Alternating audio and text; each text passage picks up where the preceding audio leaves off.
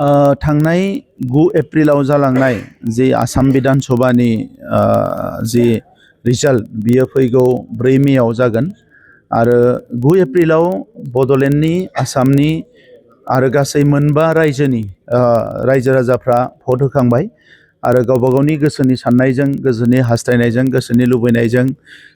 गावबा गावनि बिजाथिफोरनो भट होदों आरो 4 अक्ट'आव बिनि रिजाल्टआ ओंखारगोन आरो आं बेखौनो बुंनो सानो जे बिसायख'थियावथ' गोबां बिजाथि ओंखारो गोबां दोलोआ बिजाथि होयो आरो बिसोरो इलेक्शन गेलेयो दा बेवहाय थांखिया जुदि सासे एमएलए जानाय बा सासे मन्थ्रिल' जानाय अब्ला हारिनि ओनसोलनि रायजोनि जेबो लाब जानाय नङा बा हादोरनि जेबो लाब जानाय नङा सासे बिजाथि जाग्रा सुबुङा बियो एसेम्ब्लियावनो जा बियो पार्लियामेन्टआवनो जा बा जेरावनो जा काउन्सिलावनो जा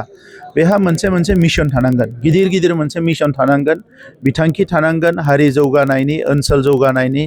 समाज जौगानायनि आरो हादोर जौगानायाव बोरैहाय कन्ट्रिबिउसन होनो हायो पलिसि मेटाराव बेनि थाखाय बेहा माखासे बिथांखि थानांगोन अब्लासो ओनसोला जौगानो हागोन नङाबा बिसायख'थि जागोन फैसा खरस जागोन एनार्जि लस जागोन किन्तु जेरैबायदि फिथाइ बेखौ मोननाय नङा दा नंखायनो इउपिपिएल हान्जानिफ्राय जोंहा गिदिरथार मोनसे मिशन दङ ओनसोलखौ लानानै हारिखौ लानानै हादोरखौ लानानै आरो बे हिसाबैनो जों बिसायख'थि गेलेदों आरो बे बिसायख'थियाव देरहालांनायनि उनाव जोंनि साफ्रोमबो एमएलए आरो जोंनि जायफोर दैदेनगिरि एमपि जों जयैनो बर' माहारिनि आद्रा थानाय जि जेंनाफोरखौ सुस्रांनाय बड'लेण्ड ओनसोलाव रायजो जानाय गासै 26 हारि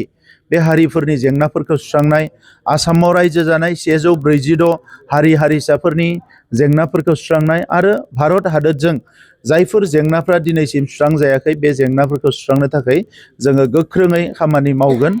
आरो एग्जिट पोलाव गोबां खोथा बुंदों नाथाय आं फोथायो जे 4 तारिखआव जि रिजाल्ट फैगोन बेवहाय इउपिपिएल हान्जायानो एबार आसामाव रिजनेल हान्जाफोरनि गेजेराव 1 नाम्बाराव थागोन आरो जोङो साननाय बायदि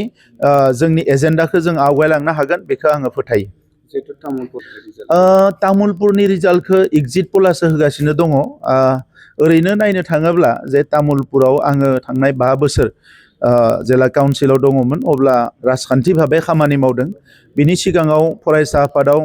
सामाजिकनि खामानिफोरखौ मावदोंमोन बा गुबुन हारिनि खामानिफोरखौ मावदोंमोन नाथाय 5 बोसोराव राजखान्थियाव फैनानै खामानि मावनाय समाव बर'जों लोगोसे गुबुन हारिफोरजों जि सोमोन्दो दादों बिथांमोना आंनिफ्राय हास्थायनाय बायदि जिखिनि माखासे रिजाल्ट एबा फिथाइफोरखौ मोनदों बेखौ लानानै बिथांमोना गोजोननाय दङ आरो बिसायख'थिनि सिगाङाव आंखौ बयबो बुंदोंमोन जे नों जेरैखि जाया तामुलपुराव बिजाथि जाथारनांगो नोंथांमोननि हान्जानिफ्राय बा नोंसिनि हान्जानिफ्राय आरो बे हिसाबैनो हान्जायाबो आंखौ बेवहाय फसंदों आं गसंदो आरो तामुलपुराव गोबां भटआव देरहागोन बेबायदि मोनसे थासारिखौ आङो नुनो मोनदों